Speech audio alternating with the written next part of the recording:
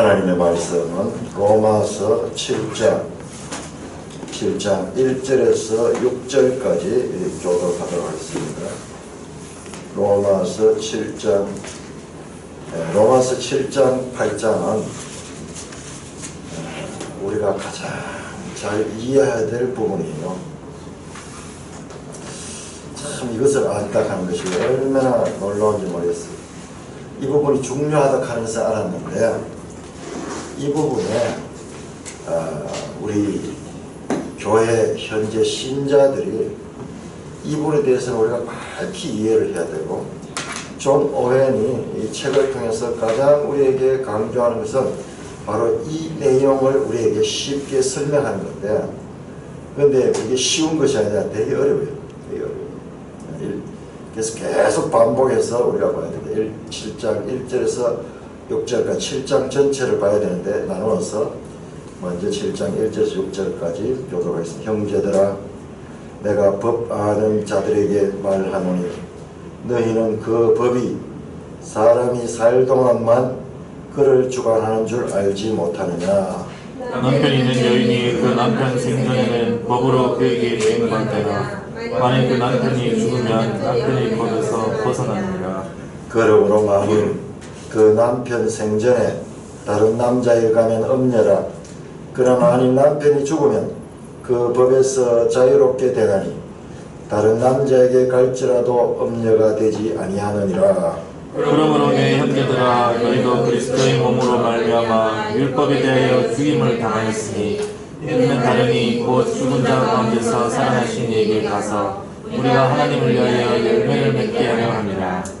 우리가 육신에 있을 때에는 율법으로 말미암는 죄의 정욕이 우리 지체 중에 역사하여 우리로 사망을 위하여 열매를 맺게 하였더니 이제는 우리가 얽매였던 것에 대하여 죽었으므로 율법에서 벗어났으니 이러므로 우리가 여기 새로운 것으로 섬길 것이요 율법 조문에 묵은 것으로 아니할지라.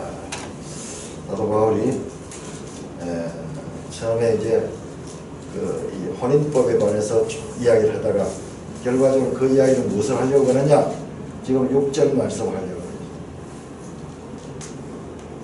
합니다. 영의 새로운 것으로 섬길 것이요 율법 조문에 묵은 것으로 아니할지니라. 그러면서 쭉 계속해서 우리의 마음에 대해서 설명을 합니다. 하나님 아버지 은혜를 감사합니다.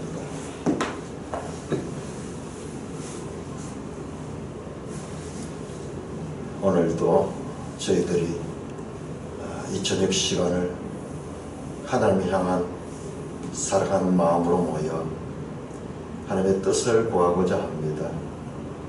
진리의 영이신 성령께서 오늘 이 시대의 교회를 이끌어 가시는 성령께서 저희와 함께 하시고 저에게 깨우쳐 주시고 지도하여 주셨어 잘 깨달을 수 있도록 은혜 베풀어 주옵소서. 예수님 이름으로 감사하며 기도드리옵나이다. 아멘. 우리가 지난 주간에 여러분 한 주간 지나니까 무슨 내용 했는지 잘 모르겠죠? 뭘 했는지 이 내용이 참 어려운 내용이고요. 저도 이거 한번 강의하기 위해서 여러 번 읽고 줄을 치고 책이 지금 새까맣게 될 정도로 보는데도 지나고 나면 뭔지 잘 안 나와요. 이게 왜 그러냐 하면 눈에 보이는 것이 아니고 보이지 않는 우리의 마음의 영역을 다루고 있기 때문에, 그래서 로마서 7장이 어려운 이유가 바로 그런 문제예요. 그런 문제 때문에 그랬어요. 그래서 사실은 하나님께서 이 구약과 신약의 관계를 쭉 제가 이 연구를 하다 보니까 깨달은 게요, 제가 흔히 지금 요즘 그 이야기를 많이 합니다. 예수님은 선포하시고 사도 바울은 그 선포를 설명해 주신다. 설명해 준다. 제가 하는 이 말이 가지는 의미를 제대로 이해한다는 것은요, 그건 쉽지 않은 거예요. 그럼 계속 들어보시고, 계속 저도 이제 깨달아가면서 선포하는 건데, 들어보시고, 비교를 한번 해보시기 바랍니다. 그러면은, 사도 바울께서는 이 7장에서 그 죄 문제, 그리고 율법 문제, 우리의 이 내재하는 죄 문제, 그리고 또 하나님의 법이 우리 속에 있는 문제, 이런 것을 다루고 있는데, 이것은 참으로 중요하면서도 우리가 잘 이해하지 못하던 부분이에요. 저는 신앙생활 수십 년 하면서 로마서 7장을 설교하시는 분들을 몇 분 이렇게 봤는데, 참 그때 들을 때 전하는 분도 은혜를 열심히 연구해가 전하고 듣는 저도 좀 깨달은 것 같았는데, 지나고 나면 긴가민가 그랬어요. 그만큼 이 부분이 쉽지 않은 부분이에요. 그래서 존 오웬이라는 이 사람을 통하여 하나님께서 성령의 감동을 주셔가지고 이걸 읽어보면요, 우리 내면에 보이지 않는 이것을 마치 보이는 듯이 이분은 지금 다루고 있어요. 마치 이 옛날 이 의사들이, 이 사람이 17세기 사람인데 그때 당시에 의술이라고 하는 것이 오늘날에 비하면 여러 가지로 부족했거든요. 그런데 오늘 현대 의사들이 최첨단 이 기계를 동원해가지고 우리의 장기라든지 우리의 신경계통에 이런 보이지 않는 그런 부분을 자세하게 드러내 보이면서 거기에서 무슨 이 병의 원인을 찾아내고 수술하는 그런 것처럼 그렇게 보이지 않는 우리의 내면적인 그런 문제를 다루고 있습니다. 우리가 지난 주간에 딴 거는 기억하지 못해도 요거 한 가지는 쫙 기억을 하면 좋겠습니다. 이분이 지성과 오성이라고 해서 오성이라고 하면서 우리가 잘 안 쓰는 용어인데, 이 철학한 사람이 칸트라는 그 철학자가 이 오성칸을 깨닫는 것, 지성 알고 깨닫고 판단하고 이런 겁니다. 그 다음에 정서라고 표현해요. 정서. 우리 감정이라고 해요. 감정. 우리의 마음속에 이 지성과 정서, 감정과 그리고 의지가 있다. 그렇게 말했어요. 그런데 우리 마음속에 있는 이와 같은 지성과 정서와 의지, 지성은 뭔가 알고 판단하고 그렇게 깨닫는 그러한 역할을 하고, 그건 어디에 있는지 몰라요. 우리 마음에 보이지 않는 거예요. 그런데 우리가 우리 자신을 생각하면 그렇잖아요. 그런 게 있어요. 또 그것뿐만 아니라 우리가 느낌, 아름다운 것을 보면 야 우리도 모르게 감탄을 하고, 그리고 추한 것을 보면 우리가 불쾌한 감정을 가지고, 아름다운 노래소리를 들으면 기쁘고, 그 다음에 이 불협화음, 음이 막 이상하게 찢어지는 소리 이런 걸 하면 괴롭잖아요. 그런 감정 부분이 있다. 정서가 있다 우리 속에. 그리고 또 의지는 우리가 무엇을 결정하고 그 다음에 무엇을 행해나가는 그냥 알고 느낄 뿐만 아니라 내가 어떤 그 뜻을 세운 그 지성적인 그와 같은 판단이 있으면 그 판단을 통해서 내가 실천하는 그와 같은 부분이 의지 부분이다. 그래서 이것이 우리의 내면 속에 이와 같은 것이 있는데, 이 순서가 기록 순서대로 지성이 정서와 의지를 이끌어갈 적에는 그것이 하나님께서 원래 만든 그런 조화로운 관계예요. 그런데 이게 순서가 바뀌어가지고 정서가 지성을 이끌어간다든지 또는 의지가 다른 부분을 이끌어가게 되면 그것은 반역 감정이 우리의 마음이 질서가 무너지는 것이고 질서가 깨뜨려지는 것이다. 자, 우리가 한번 보세요. 우리 자신들이 다툼이 어떻게 하나, 부부관계 또는 인간관계에서 어떻게 다툼이 나는가. 요 문제, 요 질서가 깨지는 거죠. 요 질서가. 어떤 사람의 어떤 행동을 보면 우리 감정적으로 탁 감정이 제일 먼저 빨리 반응하거든요. 어떤 현상을 보고 감정적으로 반응을 팍 하게 되면 상대방도 감정으로 반응이 탁 하게 되고 거기서 마찰이 나요. 우리는 늘 이 가운데 살면서도 우리 마음이 어떤가를 모르기 때문에 그냥 당하기만 하고 그냥 늘 그렇게 실수만 하지 실제로 왜 그런가 이걸 분석하지를 못하는 거예요. 근데 이런 천재는 그걸 이제 분석을 하는 거예요.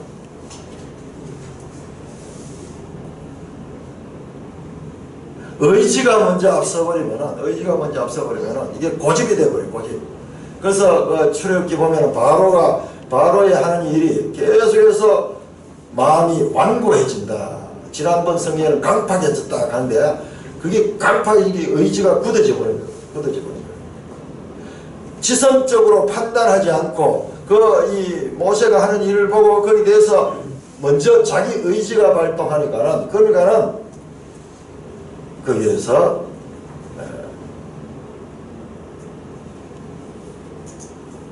질서가 그 속에서 일어나지 않습니다. 감정도 그렇고.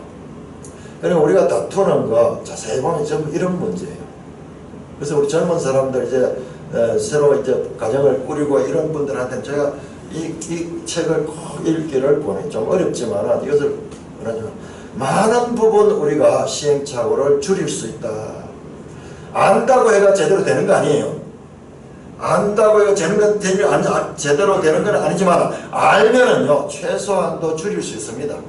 알기 시작하면 계속 좀 더 깊이 알면요 많이 더 줄일 수 있어요. 그래서 서로 다른 남녀가 만나가 살다 보면 얼마나 많은 처음에 많은 시행착오를 겪으면서 서로 자기 주장을 하다 보니까 알고 보면은 죄와 죄가 충돌하는 그 결과인 거예요. 알고 보면은. 그래서 나중에는 후회하는 거예요. 후회하는 거예요. 자, 그러니까는 우리가 이와 같은 우리 마음속에 이와 같은 질서를 가지고 지성이 감정, 정서를 컨트롤하고 그리고 의지를 컨트롤하는 이와 같은 것이 성도다운 삶이다. 성도다운 삶이다. 그런데 우리 가운데는 그런 분들이 계셔요. 그런 분들이 계셔요. 참 보면은 지혜롭다 그런 걸 느끼는데 딱 감정대로 먼저 보통 사람들은 감정이 먼저 튀어나오는 것이 그게 보편적이에요. 보편. 근데 그 감정이 일어날 때도 그 지성을 가지고 이 감정이 과연 이 감정 자체를 분석하는 이게 지금 뭔가 이게 죄가 튀어나오는 거야. 죄가 튀어나오는 거야. 그럴 적에 지성을 가지고 이 감정을 탁 다스리면은 이제 그게 절제하는 거죠. 절제하는 게. 우리 성령의 열매 가운데 절제하는 게 이제 그런 거죠. 그런데 오늘날 현대 시대는 감정을 계속 부추깁니다. 여러분 광고를 하는 게 뭐냐 하면 광고는 그 짧은 시간에 엄청나게 임팩트하게 우리의 감정의 문을 두드리는 거예요. 그래서 우리도 모르게 그런 데 노출되어 살기 때문에 우리는 오늘날 상당히 우리가 감정적이에요. 감정적. 그리고 딴 사람들에 대한 내가 가지고 있는 선입견이라든지 뒷담화하는 것, 딴 사람 험담하고 이런 것들 이거 너무 쉽잖아요. 너무 재밌잖아요. 비판하고 험담하고. 근데 알고 보면 이게 로마서를 보면 이게 전부 죄예요. 죄가 나를 통해 일하냐. 내가 지금 죄의 도구가 돼가지고 지금 사탄이 기뻐하는 사탄의 도구로 살고 있는 거예요. 그래서 우리 성도들은 우리의 생각조차도 또는 마음에서 나오는 말들 이런 걸 컨트롤하는 훈련을 그때 의지를 발동해서 그런 것을 훈련을 계속 해야 됩니다. 세상은요 그런 거 별로 이야기하지 않습니다. 자기 감정에 충실해라. 자기 감정에 충실하면 다른 사람의 감정을 무시하게 됩니다. 자, 이와 같은 지성이 다른 감정 또는 의지들을 컨트롤하는 이와 같은 이게 반대로 되면은 그게 반역이 일어나는 거예요. 나중에는 일을 저지르고 나면 후회하는 거예요. 나중에 지성적으로 판단해 보니까는 이게 잘못됐구나 그러면서 후회하는 경우가 많습니다. 우리 정권사님 내가 생각이 나서 지난번 강의를 하고 가다 생각하니까 무슨 그 사람들 많이 만나고 이런 거 회가 그때 일이 있을 때 그 처리할 적에 보면은 어떻게 처리해? 감정을 폭발시키지 않고 이를 어떻게 컨트롤해 결과적으로 선하게 만들어낼까? 이게 지성이 하는 일이에요. 그리고 본인은 그렇게 삶을 살고 있는 거예요, 사실은. 그런데 이 존 오웬이 이제 그런 현상을 지금 설명해 주는 거죠. 그냥 살고 있으면서도 그런 면에서는 물론 이제 가까이 사는 분은 그걸 또 잘 못 느낄 수가 있어요. 그 가까이 사는 분은. 그런데 보면은 항상 이 순서를 우리가 잘 지켜야 된다. 지성이 의지와 감정을 다스리는 사람, 이게 쉽지 않아요. 그렇게 의지를 가지고 계속 훈련하고 그렇게 우리 입을 단속해야 돼요. 특히 우리 입이요, 험담하고 남의 흉을 본다든지 남을 이렇게 욕하는데 얼마나 기뻐하는지 몰라요. 그러면 상대방도 막 자극이 돼가지고 서로 모여가지고 막 이렇게 씹으면서 막 그러는데 그게 죄가 우리를 지배하면서 사탄이 옆에서 부채질하는 거예요. 깜짝깜짝 놀라야 돼요. 자, 오늘은 72쪽입니다. 72쪽.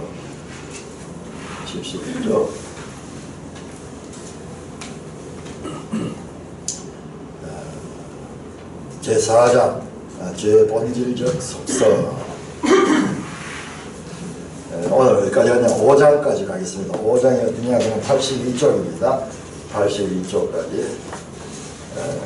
근데 읽다가 보면은 내용은 잘 모르는 게 나와요. 저도 보니까 잘 모르는 게 나오는데 근데 뒤에 또 나와요. 반복해서 계속 이분이 보니까는 한번 이야기하고 끝나는 게 아니라 계속 반복해서 이야기하면서 우리가 좀 깨달을 수 있도록 그렇게 합니다. 자, 제목 같이 읽으면 시작. 4장 죄의 본질적 속성. 2. 시작. 내재하는 죄의 본질적 속성. 첫 번째로 죄의 법의 자리와 주체에 대해서 살펴보았습니다. 우리 지난 주간에 살펴본 이거예요. 죄의 법의 자리와 주체. 죄의 법은 어디에 있느냐? 사람의 마음속에 자리 잡는다. 그것을 이제 앞에서 봤습니다. 이제 두 번째로 우리는 죄의 일반적인 본질에 대해 살펴보도록 하겠습니다. 그런데 여기서도 죄의 힘과 효능에 대한 내용이 다뤄져야 됩니다.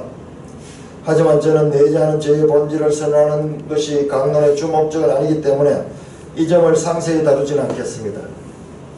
이 점은 이미 다른 사람들이 다뤘습니다. 자, 1. 시작. 죄의 본질적 속성은 적이다. 적이.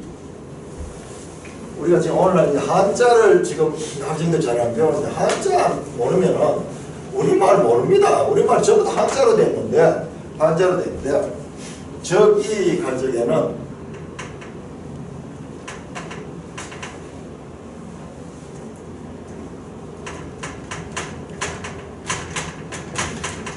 이 적자, 대적 할 적에 그 적자, 적의. 영어로 hostility.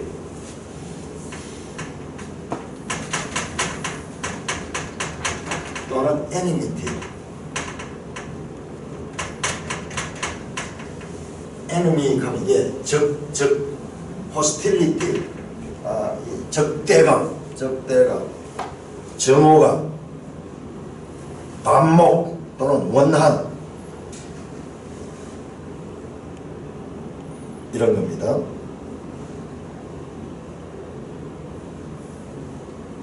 정오감, 적대감정. 다시 한번 제목 읽습니다. 시작. 죄의 본질적 속성은 적이다, 적이.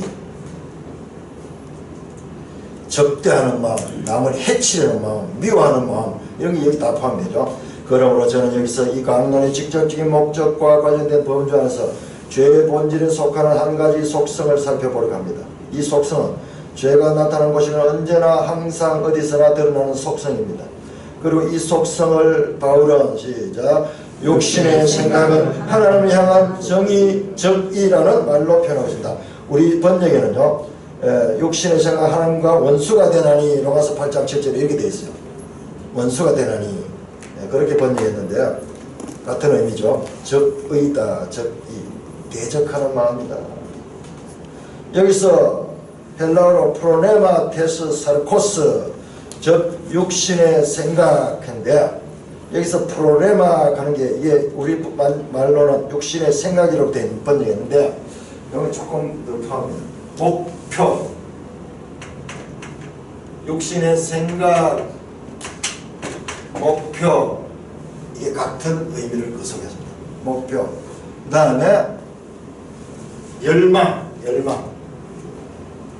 자, 우리의 육신은 가만히 있으면은 뭔가 이 열망을 가지고 있어요. 뭔가 하고자 하는 그런 거 아닌데, 그 육신의 생각은 우리가 지금 살펴보는 죄의 법과 같은 의미를 갖고 있는 말입니다. 자, 우리가 앞에서 죄의 법이라고 배웠는데, 죄의 법과 육신의 생각으로 번역된 이것이 같은 거예요. 육신의 생각은, 그러니까 죄의 법이 지배하는 생각을 육신의 생각이다, 이렇게 바꾸어서 표현합니다. 사람 속에서 죄의 법이 일할 때는 이 육신의 이 어떤 목표를 가지는데, 이 죄를 짓는 대로 가는 목표를 가지고 있는 거예요. 그럼 바울은 여기서 무슨 말을 합니까? 육신의 생각이 에크드라 에이스 데온, 에크드라 가는 것이, 이것도 적이입니다. 이게 헬라어로 적입니다. 적이. 적대감정, 반대감정, 하나님을 향한 적이. 자, 육신의 생각 에크드라 에스테온, 하나님을 향한 적대감이다. 73쪽. 육신의 생각은 하나님과 원수. 이 경우에는 어느 정도 하나님과 화해할 가능성이 있다. 원수일 뿐만 아니라 하나님에 대한 적이 자체로서 절대로 평화협정이 불가능하다는 뜻을 함축하고 있습니다. 여러분들, 우리가 지금 배우고 있는 거는 이거는 세상 어디에도 없는 내용이에요. 자, 우리는 죄에 대해서 뭐 느끼고 있잖아요. 죄에 대해서 뭔가 좀 기분 나쁜 것이고, 죄는 우리가 좋지 못한 것이고, 그런 감정만 가있지, 그 죄에 대해서 세분해서 그렇게 우리가 분석해서 알 수 있는 길이 없었잖아요. 그런데 이분이 지금 그걸 가르쳐 주는 거예요. 적이는 뭐냐 하면 물과 불처럼 하나 될 수 없는 거예요. 자, 물과 불이 합쳐버리면 어떻게 돼가? 그건 뭐 하나는 죽어야 돼요. 이 두 개가 같이 공존할 수 없는, 하나님에 대한 적이 자체로서 절대로 평화협정이 불가능하다는 뜻으로 함축하고 있습니다. 원수들은 서로 화해할 수 있으나 적이는 화해할 수 없습니다. 그렇습니다. 원수들이 화해할 수 있는 유일한 길은 적이를 파괴하는 것입니다.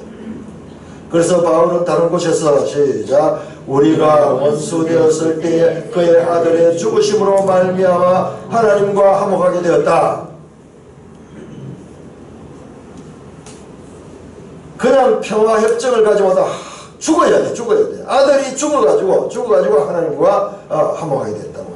즉 그리스도의 피로 말미암아 성취되고 일어난 결과로서 가장 악랄한 원수들과 화목하게 되었다는 것입니다. 그러나 바울이 적이에 대해 말할 때 적이가 박멸되고 파괴되기 전에 화목의 길이 없습니다. 시작. 원수된 것, 곧 중간에 막힌 담을 자기 육체로 허시고, 그 원수를 어떻게 예수님께서는 이 죽으심을 자기 육체로 십자가에 못 박아 죽으시면서 그 담을 허셨다. 적이를 폐기하거나 파괴하는 것 외에 다른 방법으로 적이를 처리할 수 없습니다. 그리고 죄는 적이이기 때문에 적이는 죄 속에 존재하고 어떤 사람 속에 상상할 수 있는 최소한의 흔적이라도 죄의 부분이 남아있는 한 그 속에 여전히 적이도 남아있습니다. 우리 지난번에도 이런 내용 비슷한 게 나오는데, 죄는 우리가 뭔가 은혜를 받고 우리가 어떻게 뭐 좀 이 기쁨에 넘치고 이럴 적에 없어진 것 같지만 없어진 게 아니고 어디 숨어있다 그랬잖아요. 숨어있는 거예요. 절대로 방심할 수 없는 거예요. 죄가 특별히 큰 생기와 활력을 갖고 있을 때만큼, 효력이 크거나 강하게 역사하지 않을 때도 여전히 죄는 적이입니다. 죄는 적입니다. 독에 독의 모든 조각이 다 독이고 또 독으로서 영향을 미칠 것입니다. 비유를 드는 겁니다. 독은 아주 사람을 먹으면 죽잖아요. 그런데 그것이 족의 작은 부분을 해도 다 독인 거예요. 독. 불에 대해서 비유란 불을 가지고 비유한다. 불의 모든 불꽃이 불이고 또 불로서 태울 수 있는 대상을 다 태울 것입니다. 마찬가지로 죄의 법이 모든 부분이 마지막 부분까지 그리고 아무리 작은 부분을 해도 여전히 정으로서 모두가 정의를 퍼뜨리고 또 정의로 작용할 것입니다. 세상에서 어느 누구보다도 죄를 정보하는 데 있어서 특별히 탁월한 모습을 보여준 사람으로 간주할 수 있는 바울은 결국 이 파악할 수 없는 원수로부터 구원해달라고 부르짖습니다. 이게 바로 로마서 7장에서 어라 나는 공고한 자로다 이 사망의 몸에서 누가 나를 구해주랴. 사도 바울은 이 죄를 정하는 데서 가장 탁월한 그와 같은 깨달음을 가진 조차도 사도 바울조차도 그렇게 부르짖습니다. 아무리 사소한 죄의 행위라 해도 아무리 하찮고 생각조차 할 수 없는 정도의 작은 죄의 역사를 하더라도 그것은 정의의 행위요 정의의 역사입니다. 죄를 죽이면 죄의 힘이 약화시킬 수는 있지만 죄의 본질을 변화시키지는 못합니다. 자, 여기에서 나오잖아요. 죄를 죽이면요 죄는 단수가 아니에요. 단수이면서도 단수가 아니에요. 자, 죄를 죽이면 죄가 없어져야 되죠.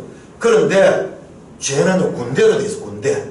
마치 군대로 돼서 한두 명 죽인다고 해가지고 그 군대가 멸망받는 건 아니잖아요. 적군 몇 사람을 죽였으면은 적군이 힘이 약화될 수는 있지만은 그 죄의 본질을 변화시키지는 못합니다. 74절입니다. 은혜는 사람의 성격을 변화시키지만 죄의 성격을 바꿀 수 있는 것은 아무것도 없습니다. 죄에 대해 어떤 결과를 일으키더라도 죄 안에서 일어나는 결과는 없고 그때도 죄는 여전히 적이요 또 여전히 죄입니다. 따라서 죄로 말미암는 적이가 우리의 상태요 우리의 조건입니다. 자, 우리 속에는 이와 같은 불덩어리가 들어있는 거예요. 이 죄라는 거. 이 죄의 특성이 바로 뭐라 적이가 이 정의는 하나님에 대한 거예요. 뒤에 나오죠. 그리고 오직 하나님만이 사랑이십니다. 하나님은 본질상 영원히 탁월하고 독보적으로 뛰어난 사랑이십니다. 하나님은 우리에 대해 사랑이신데 자기 아들의 피 안에서 그리고 말할 수 없는 죄의 모든 열매 속에서 죄인인 우리를 사랑하시며 우리의 모든 장래의 소망과 기대도 하나님의 사랑에 둘러싸여 있기 때문입니다. 이런 하나님의 반해 우리는 한평생 적이 곧 죄의 본질을 구성하고 절대로 치료나 화목이 불가능한 적의를 갖고 삽니다. 자, 이게 우리 속에 이 본질적인 것이라는 거예요. 이 적의는 파괴되는 것은 몰라도 절대로 치유될 수는 없습니다. 만일 어떤 사람이 사울을 상대하던 다윗처럼 막강한 원수를 상대해야 한다면 원수가 자기에게 그토록 분노하는 이유가 무엇인지 생각해서 원인을 제거하고 원수와 평화를 도모하는 입장을 취할 것입니다. 같이 있습니다. 시작. 만일 왕을 충동시켜 나를 해하는 이가 여호와이시며 여호와께서는 재물을 받으시기를 원하다마는 만일 사람들이면 그들이 여호와 앞에 저주를 받으리니와. 지금 한번 보세요. 자, 존 오웬이 사무엘상 26장에 나오는 이 내용을 가지고 그 사울과 다윗의 그 이 적대적인 그런 관계, 사울은 끊임없이 추적하며 다윗을 죽이려는 그 사건을 우리의 내면을 보이는, 내면을 설명하는 그 사건, 보이지 않는 우리 내면의 상태를 드러나 보이는 사건으로 인용해서 사용하고 있습니다. 그러니까 얼마나 이 신약시대에 우리의 내면 세계가 중요한가 하는 거예요. 이거는 우리 스스로 알 수 없는 거예요. 알 수 없는 거예요. 구약의 저와 같은 역사적인 사건들 속에 중요한 한 의미 하나가 뭐냐 그러면 신약시대의 성도의 내면 세계를, 보이지 않는 내면 세계를 볼 수 있도록 해주는 그런 의미가 그 사건 속에 있는 거예요. 집요하게 사울은 다윗을 죽이려고 하잖아요. 나중에 질투심에 사로잡혀가지고 집요하게 죽이려고 하잖아요. 만약 죄가 하나님이나 사람으로부터 온 것이라면 아직도 평화에 대한 소망이 남아있을 것입니다. 그러나 사람의 적이 자체를 처리하고자 할 때 계속 싸워 어느 한쪽이 완전히 죽기 전에는 기대될 만한 일이 아무것도 없습니다. 만일 정복되어 완전히 소멸되지 않는다면 죄는 영혼을 정복하고 파괴할 것입니다. 이처럼 죄의 힘은 결코 작은 것이 아닙니다. 죄는 평화협정이나 타협을 추호도 허용할 수 없습니다. 화해가 없는 곳은 타협은 있을 수 있습니다. 화해가 없는 곳도 타협은 있을 수 있습니다. 평화가 없는 곳에도 휴전은 있을 수 있습니다. 그러나 이 원수와는 절대로 타협도 휴전도 있을 수 없습니다. 죄는 정복하거나 정복되지 않는 이상 결코 조용히 있지 않습니다. 누구든지 죄를 죽이지 않고 죄와 휴전을 기대하는 것은 헛된 것입니다. 죄가 죽을 때에만 절대적 자유를 얻게 될 것입니다. 자신의 부패함 때문에 신나는 사람들은 자신을 만족시키는 일에 힘쓰므로써 바울이 말한 것처럼 시작 정욕을 위하여 육신의 일을 도모함으로써 편안을 추구합니다. 우리의 죄를 만족시켜줘. 죄가 원하는 것. 아까 이 죄는 어떤 목적을 가지고 있고 어떤 열망을 가지고 있다고 했잖아요. 그래서 그 열망을 만족시켜주면은 편안할 것 같지만은 그래서 나름대로 편안을 추구합니다. 그러나 이런 방법은 나무와 기름으로 불을 끄려고 하는 것과 같습니다. 진정한 평안은 있을 수 없습니다. 나무와 기름으로 불을 끄는 것 같습니다. 세상에 있는 모든 연료처럼 불에 타는 요소를 갖고 있는 모든 사물은 불 속에 던져지면 불을 끄기는커녕 오히려 불길을 치솟게 합니다. 죄를 범함으로써 죄에 대해 주어지는 만족도 이와 마찬가지입니다. 그것은 불길을 치솟게 하고 불을 더 타오르게 합니다. 만일 어떤 사람이 원수에 대해 선을 행하는 것을 포기한다면 그것으로 만족할 수 있을지 모르지만 원수의 적이는 여전히 남아있어서 결국은 차라리 그렇게 하지 않던 것보다 더 만족이 없게 될 것입니다. 이것은 마치 고기를 먹을수록 더 허기가 지는 굶주린 소와 같습니다. 우리는 그토록 많은 집을 태우면서 불과 거래할 수는 없습니다. 불을 끄는 것 외에 다른 방도는 없습니다. 이 경우는 지혜로운 자와 미련한 자 사이의 다툼과 같습니다. 시작. 지혜로운 자와 미련한 자가 다투면 지혜로운 자가 노하든지 웃든지 그 다툼은 거침이 없느니라. 사람이 어떤 성격이나 기질을 갖고 있든지 그는 완고한 미련함 때문에 골치 아픈 상태가 됩니다. 내재하는 죄도 이와 마찬가지입니다. 도발과 시험이 있을 때 그런 것처럼 죄는 격렬하게 준동하게 되면 영혼 속에서 폭도가 될 것입니다.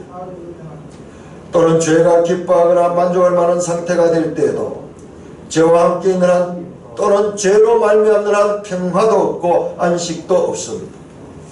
따라서 죄가 다른 본질을 갖고 있다면 다른 대책을 세울 수 있을 것입니다. 그러나 죄가 저기로 이루어져 있음을 안다면 영혼이 갖고 있는 대책은 죄를 완전히 파멸시키는 것 외에 다른 길이 없습니다. 자, 예수님께서 왜 죽으셔야 했는가? 왜 죽으셔야 했는가?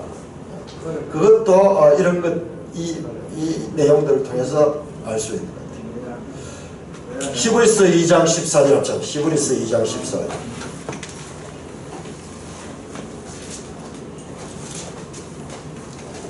히브리서 2장 14절. 시작. 자녀들은 혈과 육에 속하였으며 그도 또한 같은 모양으로 혈과 육을 함께 지니시는 죽음을 통하여 죽음의 세력을 잡은 자 곧 마귀를 멸하시며, 예수님께서 죽으시면서 마귀를 멸하시는 거예요. 그 죄를 완전히 파멸시킨 것은 그것을 멸하기 위해서는 죽음을 통해서 그 죄를 멸하셨습니다. 76쪽입니다. 제목 시작. 죄는 하나님에 대한 적이다. 자, 죄는 적개심 그 자체인데 그것은 어디에 대한 적개심인가? 하나님에 대한 것이 근본적으로 하나님에 대한 거예요. 그 이 죄 문제는요. 죄 문제는 이게 우리의 어떤 그 개인적인 어떤 그 이 죄 이 차원이 아니에요.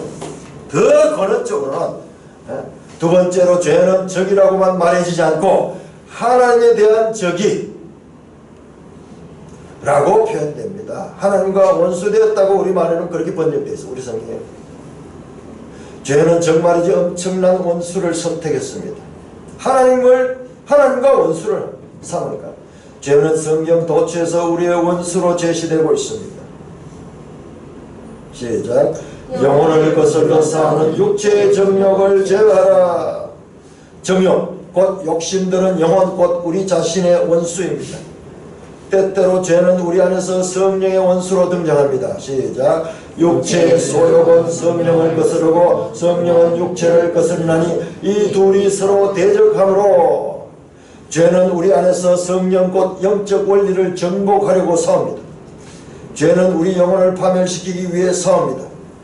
죄는 우리 안에서 영혼과 은혜의 원리를 대적하는 특별한 목적과 계획을 갖고 있습니다. 자, 그런데 우리가요, 기뻐해야 될 것은 우리 속에 두 마음이 있다는 것을 알게 되면요, 두 마음이 있는 사람은 구원받은 성도예요. 불신자는 한 마음밖에 없어요. 한 마음밖에 없습니다. 불신자는요, 모든 것은 죄가 완전히 지배하고 통치하고 있습니다. 그 두 마음이 있다는 것은, 두 마음이 있다는 것은요, 소망이 있는 거예요. 그 두 마음 가운데 하나님의 생명의 성령의 법에 대해서 우리가 바르게 알고 그 법을 따라 살아가면은 이 죄의 법을 이길 수 있는 거예요. 그러나 죄의 원래 공식적 공격 대상은 하나님입니다. 그러니까 하나님께서는요, 이 죄 문제를 처리하시기 위해 예수 그리스도를 보내신 거예요. 우리 어떤 개인의 도덕, 윤리 이런 차원이 아니라는 거예요. 죄는 우리는 인간으로서는 그거밖에 모르잖아요. 그거밖에 모르잖아요. 이 죄는 우주적인 거예요. 우주에서 저 하늘에서 반역한 사탄이 가지고 온 것이 죄예요. 그럼 우리 개인 인간 내면 차원이 아니라니까요. 이것의 근원은 하나님에 대한 죄예요. 죄는 하나님에 대한 적입니다. 죄는 은혜를 반대하기 위해 활동합니다. 그리고 활동의 결과 우리 영혼도 대적합니다. 이로 인해 우리의 영혼은 원하는 것보다 원하지 않는 것을 따르게 됩니다. 그러나 죄의 고유한 공식적 대상은 바로 하나님이십니다. 곧 율법 수혜자신 하나님, 거룩하신 하나님, 복음 곧 행위가 아니라 은혜로 말미암은 구원의 길을 여신 하나님이 죄의 법의 직접적 공격 대상입니다. 여러분, 우리가 여기까지 나의 성도들은 그래서 이 죄 문제는 하나님과의 관계고, 이 죄가 우리 인간들도 죄가 들어서 하나님과의 관계를 버려놨잖아요. 이사야 60장에 나옵니다. 죄가 들어서 우리와 하나님과를 분리시켜버렸어요. 창세기 3장에 보면 죄가 들어오니까는 갑자기 숨고 두려워하고 그렇게 하는 그 인간의 불안에 떠는 모습들을 봤잖아요. 하나님과의 관계가 깨진 그 상태예요. 그 이 죄는 우리가 가지고 있는 어떤 도덕적, 윤리적 이런 죄 상태 이상의 더 근원적이고 더 영적인 그와 같은 의미를 가진다. 왜 죄는 내용이나 태도에서 우리가 원하는 선을 행하지 못하도록 의무를 방해할까요? 왜 죄는 영혼을 육신적이고 무능하고 불신적이고 세속적이고 공고하고 방하는 상태로 만들까요? 그것은 죄가 의무를 통해 영과 교제를 나누기를 원하시는 하나님에 대한 적이기 때문이다. 죄가 하나님에 대한 적의를 가지고 있기 때문에 그 일을 하는 거예요. 말하자면 그것은 아람의 지휘관들이 아람 왕에게 받은 명령처럼 사탄에게 받은 명령 때문입니다. 시작. 아람 왕이 그의 병거의 지휘관 32명에게 말하여 명령하여 이르기를, 너희는 작은 자나 큰 자와 더불어 싸우지 말고 오직 이스라엘 왕과 싸우라 한지라. 열왕기 22장에 아람 왕과 이 이스라엘이 전쟁을 하는데 그 아람 왕이 이스라엘 왕을 목표로 해가지고 죽이라고 합니다. 이게 여호사밧 왕이에요. 여호사밧 왕과 그때 같이 동맹을 맺었던 북이스라엘 왕 이름이 뭐죠? 그 왕과의 전투. 그 아합입니까? 그 당시에? 자, 이 사건, 구약 성경에 나오는 그 이스라엘과 저 아람 군대와의 전쟁 사건, 그 아람 왕은 이스라엘의 왕을 노리도록 해요. 왕을. 목표를 딱 왕을 없애버리면 전쟁 끝이다. 그러니까 목표를 딱 가지고 있는 거예요. 죄가 대적한 대상은 작은 자도 아니요 큰 자도 아니요 오직 이스라엘의 왕 곧 하나님 자신입니다. 그러니까 저 구약 성경 열왕기에 나오는 그 전쟁 이야기들도 보이지 않는 우리의 내면의 죄 문제를 보이게 해주는 그와 같은 의미를 이 존 오웬은 발견했는 거예요. 우리 성경을 어떻게 읽어요? 구약 성경을 많이 읽어놔야 돼요. 많이 읽어놔야지 나중에 신약 성경을 볼 때 풍부하게 그 신약 성경 속에 함축되어 있는 그 의미를 알게 되는 것입니다. 죄가 은밀하게 77쪽 제일 위쪽입니다. 죄가 은밀하게 선에 대해 철저히 반대하는 공식적 이유는 선이 하나님을 위하는 일과 관련되어 있기 때문입니다. 하나님과의 교제를 목표로 하지 않고 단지 의무 자체만을 위한 의무의 길, 과정 또는 방법은 대부분 미신적 숭배에 사로잡힌 사람들의 태도로서 죄의 법이 의무를 방해하기 시작하면 곧 약화되고 느슨해지고 시들해질 것입니다. 또는 아람 지휘관들이 여호사밧을 맞네요. 여호사밧을 아합 왕으로 알고 공격했으나 이스라엘 왕이 하는 것을 알고는 추격을 멈추었던 것처럼 하나님을 경배하는 모양과 모습이 있는 곳에서는 죄는 처음에는 마음을 공격하지만 속에 하나님 없는 마음이 의무를 지킬 때에는 다른 곳으로, 이게 무슨 말이냐 그러네요. 하나님 없는 마음의 의무를 지킬 때, 하나님 없는 마음의 의무는 죄를 짓는 데 나가는 거예요. 그때는 다른 곳으로 등을 돌려 원래 원수인 하나님 자신을 대적하고 찾아 나서게 됩니다. 죄를 마음대로 짓고 있는 사람한테는 이 죄는 건드리지 않아요. 그럼 그냥 놔두면 그대로 죄를 짓기 때문에. 그런데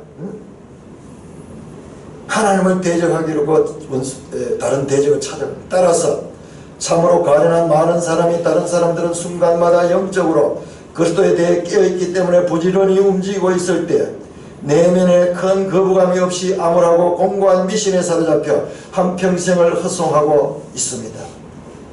그리고 사람들이 내면에서 죄에 맞서 싸우지 않을 때 외적으로 미신적 숭배를 지키기 위해 육신적 무기를 들고 싸우는 것은 결코 이상한 일이 아닙니다. 왜냐? 하나님이 그들의 마음속에 없기에 죄의 법은 그들이 어떤 의무를 수행하든 반대하지 않고 그대로 놔둡니다. 가만히 놔두면 그대로 죄를 행하기 때문에 거기에 공격 안 합니다. 이때 우리의 상태와 조건은 이렇습니다. 그 반대가 어두워진 지성에서 오는 것이든 뒤틀린 의지에서 오던 것이든 아니면 나태한 정서에서 오든가, 지성, 의지, 정서, 우리 앞에서 봤던 그 세 가지가 다 나왔습니다. 어두워진 지성, 뒤틀린 의지, 그 다음에 나태한 정서, 영적으로 선한 일을 하지 못하도록 우리 안에서 일어나는 모든 대적과 이 대적을 위해 영혼 속에서 일어나는 모든 은밀한 주장과 생각들의 직접적인 대상은 하나님 자신이라는 것입니다. 저기가 하나님을 대적합니다. 자, 그래서요, 성경 이야기는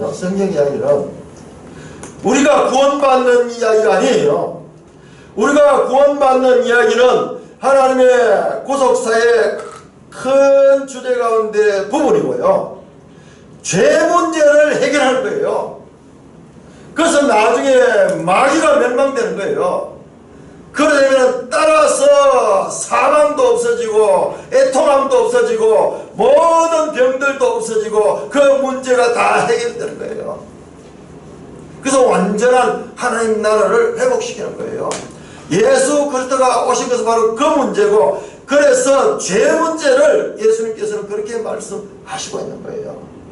예수를 보면서 이 부분을 빼고 보면요, 그냥 도덕적이고 윤리적이고 공자님, 맹자님, 플라톤, 소크라테스 같은 그런 현인으로만 보면요, 전혀 예수님을 잘못 보는 거예요. 예수님은 여하튼 이 죄 문제를 해결하는 거예요. 그래서 십자가의 죽으심은 죄에 대한 싸움에서 승리고, 이제 그 승리는 이미 시작이 되었고 아직 우리를 통해서 계속 전개되고 있으며 마침내 예수를 재림할 때가 완전히 이루어지는 것입니다. 이 사실을 깨닫는다면 우리는 우리 자신에 대하여 지속적이고 일관적으로 깨어있는 사람이 되어야 합니다. 밑에서 둘째 줄입니다. 또한 우리는 하나님에 대한 반감뿐만 아니라 죄를 향하는 지향성에 대해서도 깨어있어야 됩니다. 자, 이것도 중요합니다. 죄를 향하는 지향성, 이거예요. 열망. 우리 속에는요, 가만두면은, 그냥 나태하게 그냥 놔두면은, 깨어서 우리를 부지런히 하나님께로 안 나가면, 가만히 내버려두면은, 그냥 편안한 채로 지가 원하는 열망대로 놔두면은요, 이것은 죄로 확 설려갑니다. 미끄럼틀 타듯이 내려갑니다. 죄가 목표로 삼고 있는 대상은 78쪽입니다. 하나님 자신입니다. 와, 이건 참 대단한 거예요. 그래서 하나님은 이 성경이 이렇게 두꺼운 이유는 바로 이 죄 문제를 처리하는 거예요. 죄 문제를 처리하는 거예요. 죄의 쾌락과 죄의 대가를 통해 죄는 사람들을 유격적이고 육체적인 감정에 크게 영향을 미치는 것이 사실입니다. 그러나 죄 자체가 반대하는 직접적인 대상은 하나님의 거룩하심과 권위입니다. 제가 말씀드렸듯이 이분이 처음에 우리 잘 모르는 이야기를 계속 반복합니다. 제가 딴 거는 다 모르더라도 죄의 궁극적인 목표는 하나님이다. 그걸 우리가 기억해야 됩니다. 죄 자체가 반대하는 직접적인 대상은 하나님의 거룩하심과 권위입니다. 죄는 주님의 멍에를 미워합니다. 하나님은 죄인들이 충분한 의무를 준수하고 있는데도 불구하고 그들에게 시작 너는 나를 괴롭게 여겼다고 말씀하십니다. 이사야 43장 21절에 이 백성은 내가 나를 위하여 지었나니 나의 찬송을 부르게 하려 함이라. 그런데 그러나 하나님의 뜻은 그건데 사람들이 하나님을 찬송하고 하나님의 이 모든 이 지은 모든 피조물들을 다스리는 왕같은 존재로서 그렇게 지음을 받고 그렇게 하나님께서 목적했는데 그들은 하나님을 괴롭게 하나님을 싫어하는 거예요. 왜 그럴까요? 내 자신을 하나님 같이 하고 하나님이 드러나면 내 자신이 없어지거든요. 내 자신이 자꾸 내 자신이 하나님 자리에 가기 위해서는 하나님 보는 것을 괴롭게 여깁니다. 죄의 모든 행위는 하나님을 괴롭게 하는 열매입니다. 그래서 욥은 죄인들의 마음속 깊은 곳에 무엇이 놓여있는지에 대해 이렇게 말합니다. 시작. 그들이 하나님께 말하기를 우리를 떠나소서.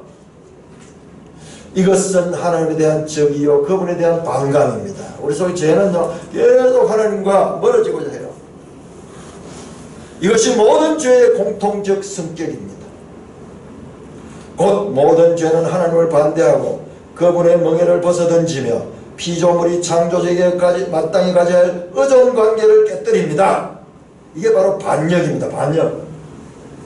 이 사극 보면요, 사람의 가장 이 범죄 가운데 가장 이 벌이 강한 것, 심지어는 3대까지 멸하거나 구족을 멸한다 하는 그런 이야기 나오는 게 전부 반역이 반역. 왕권에 대한 도전. 창조주와 그리고 피조물의 관계, 이게 엄연한 우리의 실존적 현실도 불구하고 우리는 이것을 보기를 싫어하는, 이걸 보기 싫어하는 거예요. 창조주가 없으면 내가 창조주 자리에 들어가는 거예요. 이게 죄가 그렇게 많아요. 피조물이 창조주에게 마땅히 가져야 할 의존 관계를 깨뜨리고 합니다. 의존하지 않겠다는 거예요. 창조주가 없이 내가 독립적으로 자주적으로 살아야겠다는 것이에요. 바울은 왜 자신이 시작 육신의 생각이 하나님과 원수가 된다고 말하는 이유를 제시하는데 그것은 곧 시작 하나님의 법에 굴복하지 않을 뿐 아니라 할 수도 없기 때문입니다. 자, 왜 그러냐? 사람으로서 할 수 없다. 여기 나오는 거예요. 하나님의 법에 굴복하지 않으면 할 수 없는 거예요. 굴복하지 안 하려고 지가 의지해서 하는 게 아니라 근본적으로 굴복할 수 없도록 되는 거예요. 할 수 없도록 되는 거예요. 그게 뭐 때문이냐?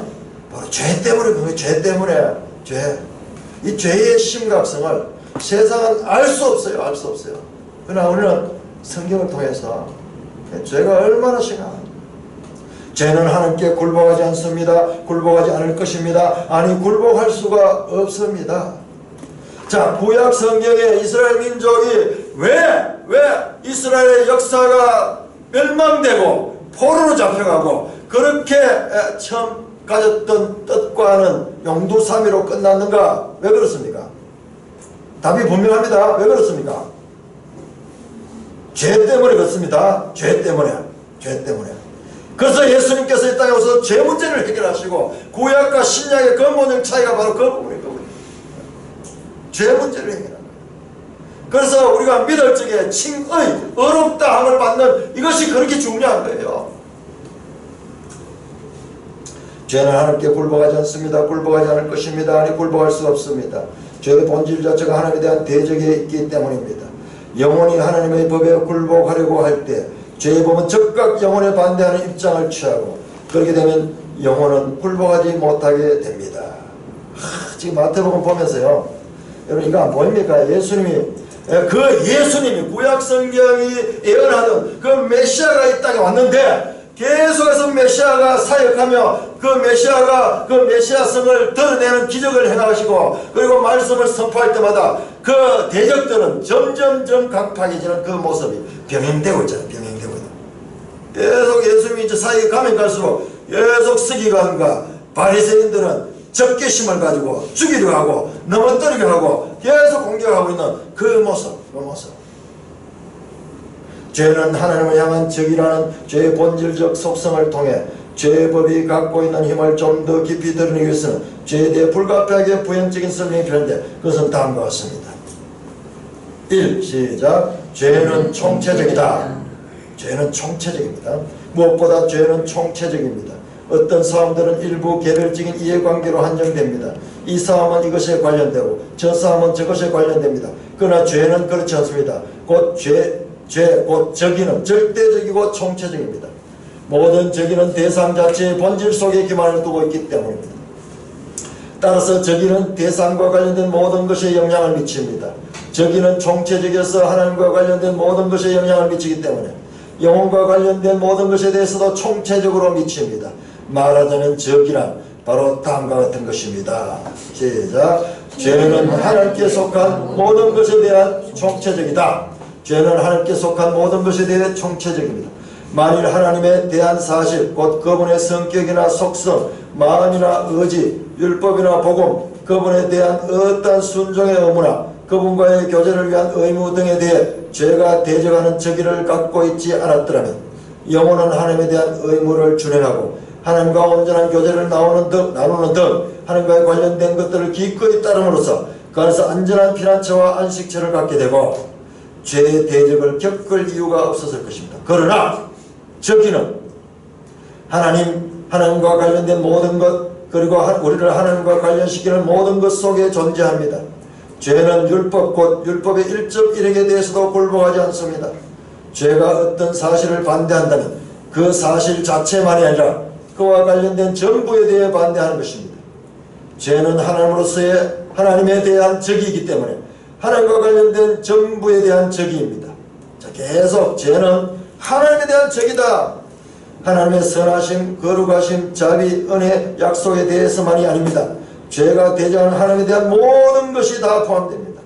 개인적이든 공적이든 모든 의무가 다 포함되고 마음속에서는 외적 행위든 죄가 공격하지 않는 것은 없습니다. 어떤 것이 하나님께 더 가까이 갈수록 죄의 적이는 그만큼 더 커집니다. 어떤 일 속에서 신령함과 거룩함이 더 커지면 그에 비례해서 죄의 적이도 커집니다. 하나님께 가장 가까운 것이 죄의 대적에 가장 크게 받습니다. 예수님 왔을 적에 마침내 그들은 예수님을 죽기까지 만듭니다. 그리고 예수님의 그 제자들도 다 죽여버립니다. 죄의 법이 철저히 지배를 받고 80쪽입니다. 있는 사람들에 대해 하나님은 도리어 나의 모든 교훈을 멸시하며 나의 책망을 받지 아니했다고 말씀하십니다.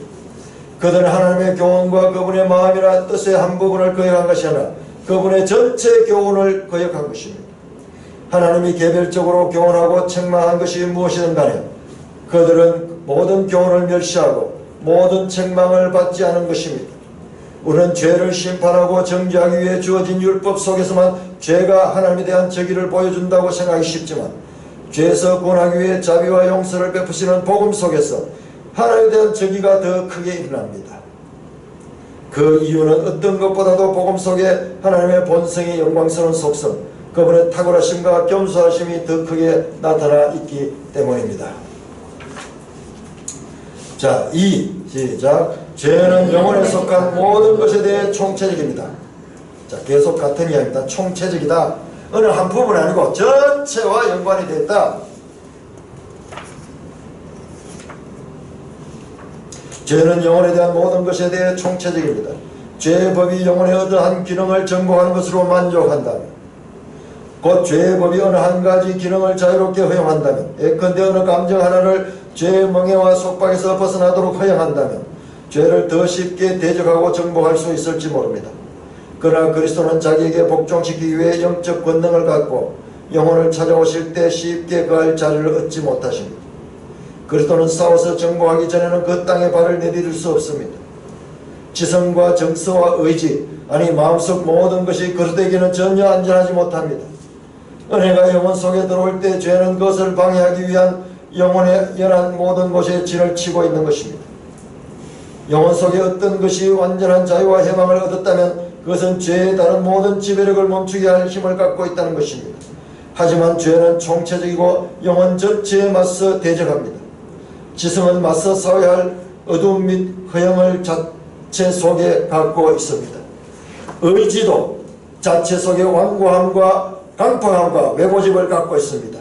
정서도 자체 속에 처리해야 할 완악함과 하나님에 대한 반감, 유욕이 있습니다. 따라서 하나가 구원받았고 해서 다른 것까지 구원받을 수 있는 것이 아닙니다. 그래서 우리의 지식이 불완전하고 순종이 허약하고 사랑이 순전하지 않고 경외는 순수하지 않고 즐거움이 풍성하거나 고상하지 않게 됩니다. 그러나 이에 대한 구체적인 신뢰들을 다 열거할 필요는 없습니다. 대신 저는 하나님에 대한 저기의 원리가 전 영혼 속에 어떻게 확산되는지 충분히 보여주었다고 생각합니다. 2. 시작. 죄는 항구적이다.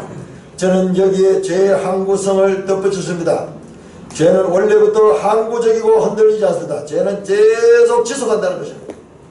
율법과 복음이 아무리 강력하게 반발하더라도 절대로 굴복하거나 포기할 생각을 하지 않습니다. 3. 시작. 죄는 항구적이다.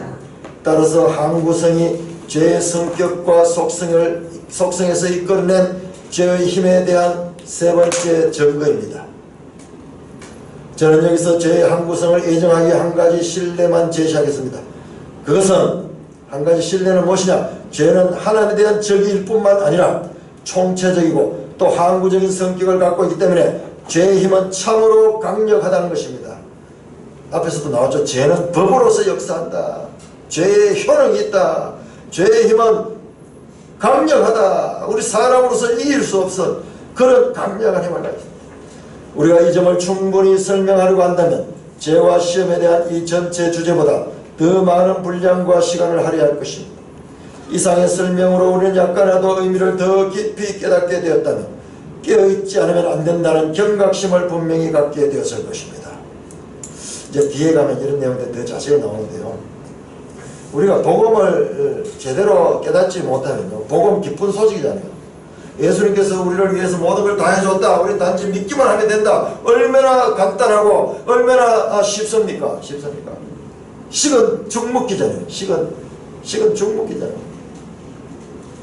그런데 그것은 복음의 깊이와 넓이와 높이를 제대로 이해하지 못해서 그렇습니다.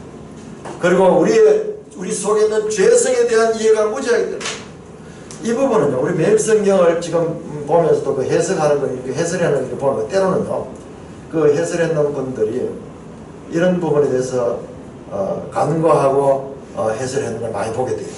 여러분, 이 존 오웬을 읽고 한번 그 해설을 자세히 보면요, 그분들 너무 쉽게 생각해요. 바깥에 마귀만 없으면은, 마귀의 세력만 없으면은 우리가 믿음으로 살아갈 수 있다. 뭐 이렇게 생각하는데요. 우리 내면 속에 이와 같은 무시무시한 이 힘을 가진 이 죄의 법이 있다는 것을 거기서 거의 말하고 있지 않아요.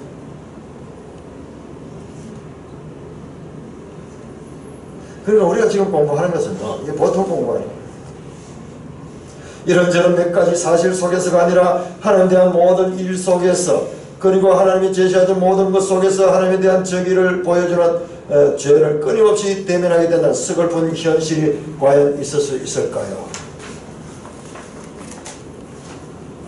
이분이 이제 뒤에서 이야기를 하는데요.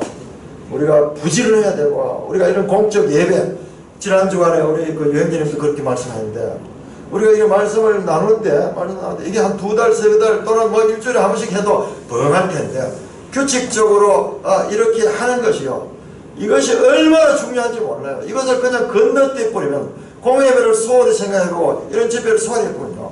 자기도 모르게 무뎌져 버려요. 그리고 우리 세상 속에서 너무 많이 노출되기 때문에 항상 와서 다시 새롭게 하고 피곤하고 힘들지만은 다시 나와서 또 하고, 그래서 부지를 해야 돼요. 정말이지 죄를 약화시키고 죄의 힘을 경감시키는 자들을 칭찬합니다. 그러나 자기들 속에 죄가 없다고 말하는 사람들은 스스로 속이는 것이고 그들 속에는 진리가 없습니다. 자, 요한일서 1장 우리 합쳐서 요한일서 1장.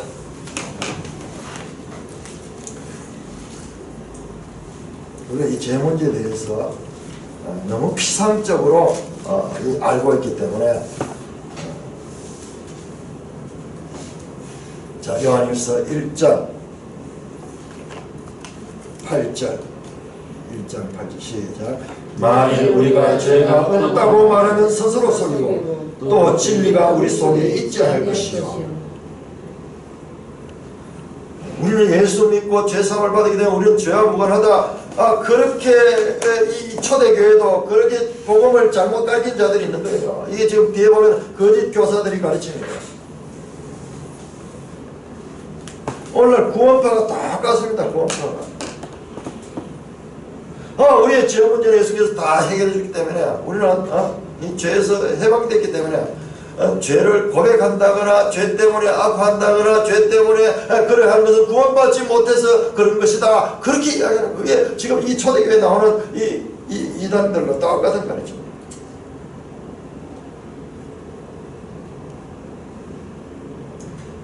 (9절 10절) 시작. 만일 우리가 우리의 죄를 자백하면 그는 미쁘시고 의로사 우리의 죄를 사하시며 우리를 모든 불의에서 깨끗하게 하실 것이고, 만일 우리가 범죄하지 않았다 하면 하나님을 거짓말로 만드는 것이 또한 그의 말씀이 우리 속에 있지 아니하니라. 신자 속에 내재하는 죄 문제에 대해서 요한일서에도 분명히 이야기하잖아요. 로마서에도 분명히 이야기하고. 제가 이 책을 왜 지금 생각났느냐, 우리 로마서를 공부하고 요한일서를 공부하니까 이 책이 생각이 나는 거예요.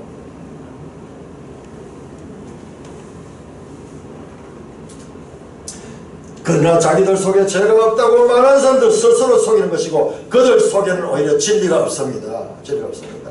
우리가 말씀을 분명한 이와 같은 이해를 하고 이런 지식을 가지고서 구원파들이 오면은 딱 그렇게 이런 본문 말씀들을 들어가지고 지적할 수 있는데, 그들이 인용하는 성경들이 몇 개 딱 있어요. 몇 개. 그렇게 부분적으로 그렇게 오용을 하면서 자기들도 스스로 속는 거예요. 스스로 속는 거예요. 오늘 여기까지 우리 보도록 하겠습니다. 참 어려운 내용들인데 여러분들 혹시 오늘 말씀을 보면서 뭔가 공감이 간다거나 깨달아진다거나 또는 잘 이해하지 못하는 부분이 있다 싶으면 함께 혼자 읽어서는 한 장만 읽다 말겠어요. 그렇겠죠. 네. 그리고 제가 우리는 이제 처음에 배울 때는 이걸 배울 때라고 성경 배울 때 세상에서 죄 짓지 말고 잘 살자는 게 그게 기본인 줄 알았고 그게 아니고 완전히 영적인 차원으로 그겁니다. 그리고 예수님이 오신 것은 이 문제를 해결하러 오신 거예요. 그래서 우리가 죄 사함을 받으면 의롭다함을 받게 되고 그것이 바로 구원받은 상태예요. 그런데 이것은 근원적으로 우주적인 것과 같은 것이고 죄가 뭔지를 우리 잘 모르는 거예요. 죄를. 성경은 죄에 대해서 세상의 어떤 책도 죄에 대해서 제대로 이야기하는 책이 없어요. 죄의 현상들, 감기의 증상들, 기침하는 문제, 무슨 가래가 끓는 문제, 그런 문제에 대해서는 이야기하지만 그 근원이 감기에서 오는 거라는 것을 알고 있는 것은 세상에 어디에도 없어. 세상에 어디에도. 본질을 잘 모르는. 예, 본질을 알 수가 없는 거예요. 그 본질은 하나님께서 계시해 주는 하나님의 말씀이 아니면 사람의 생각에서는 거기서 알 수 없는 거예요. 알 수 없는 거예요. 근데 이거 구원받은 하는 그냥 쉽게 그냥 믿으면 되고 이렇게 했는데 그 쉽게 믿음이 누가 바꾸면 되는 거예요. 이 왜 믿음이 사람들이 왜 여기에 믿음이 빨리 못하는 거예요. 첫째는 시간 뺏기고 자기가 왜 그러냐면 사탄의 일을 나가서 놀면은 재밌고 사탄 나가면 재밌거든. 그 오면은 머리 아프고 따분한 이걸 생각하니까 못 오는 거예요. 그게 쉽게 해놨지만은 그러니까 사탄들이 밖에 나가면 전부 사탄들이 즐거운 거예요. 그러니까 이거 쉽게 못 오는 이 온다는 게 참 무진장 시험에서 어려워요. 그렇게 성령의 인도하심이 아니면 못 옵니다. 어려워요. 그래서 구원받은 백성 속에는 성령의 이끄심이 있는 거예요. 그러니까 우리가 지금 신앙생활 주일날 이렇게 지금 신앙생활 이게 그냥 내 힘이 아니고요. 이게 지금 어마어마한 사건이에요. 어마어마한 사건. 우리는 너무 익숙해하고 너무 평범하게 느끼지만 이 자체가 위대한 일이에요. 위대한 일. 위대한 일. 그렇게 해서 너무 나오면은 놀고 즐겁고 신나고 잠도 늦잠 자고 이렇게 하는데 교회 하려면 아침 일찍 일어나야지 또 부지런해야지 여 앉아있으면 엉덩이 아프지 이렇게 불가능하지. 그런데 사실은 그 밖에서 노는 거 더 기쁜 마음으로 오잖아요. 더 즐겁기 때문에 오는 거예요. 근데 그거 알면 다 오잖아요.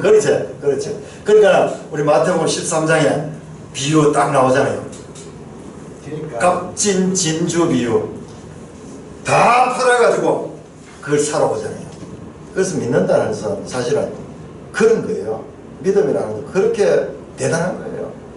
존재 전체를 지금 바꾸는 거예요.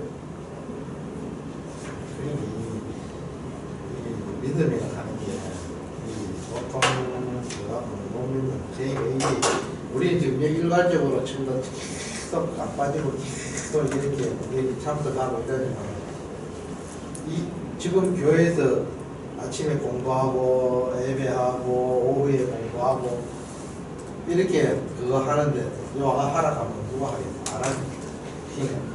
그러니까 우리는 여기 계속 나오는 거 이거에도 참. 야, 그렇습니다. 너무 행복하잖아 이렇게.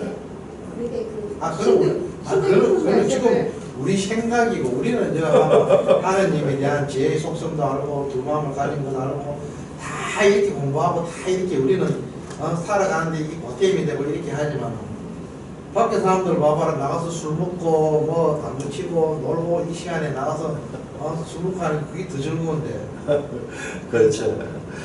어떻게 이렇게 이거를 잘 정리했을까? 지성, 정서, 의지 이게 삭격이고 이게 반대로 가면은 저는요 이게 딱 보는 게 너무 공감이 대단하죠. 가서요. 이런 공부는요. 이게 내가 지금 보니까는 제가 이제 대학 다닐 때 미대 출신이지만은 철학을 공부를 많이 했어요.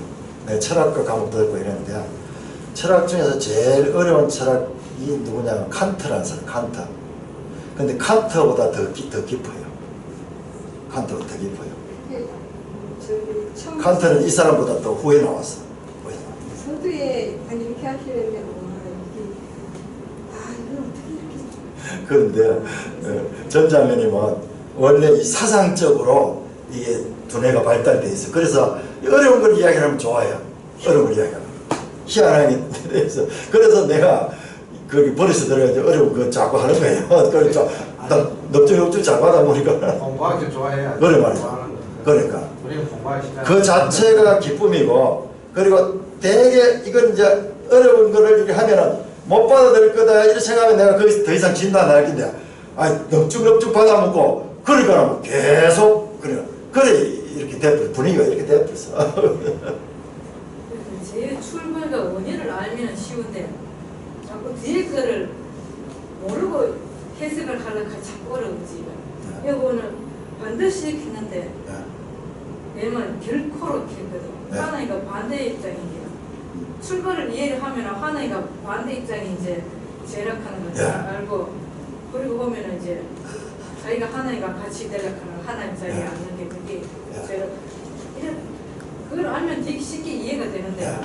뒤에부터 바로 해석했는 걸부터 거기서 이해를 하려고 해. 어려운 거야. 그렇다고요. 처음부터 창세기 3장 보고도 출발 하면 탁 출발부터 반대되잖아. 반대되잖아. 그걸부터 이해하면 제가 쉬운데 결론을 이해를 하려고 할게요. 아 그래 이제 우리가 제가 이제 재밌는 게 노동직하고 보험직하고 탐색 이게 이제 우리 이게 좋잖아요. 지금 제 결과가 지금 하나님을 가리니까 많이 눈으로 보이게 사람이 있잖아. 현재가 좋은 건 서가 있다가 앉으면 서가 있다가 좀 앉았으면 앉아가 있으면 묻고 싶으면 또 이 사람이 그 마음에 그게 자꾸 꼬시는 거예요. 그래서 가서 빨리 앉아라. 그러면 이게 다 꼬시는 거예요. 그걸 그런데 이겨내잖아. 계라는 게 알면서도 참 쉬우면서도 어려운 계란.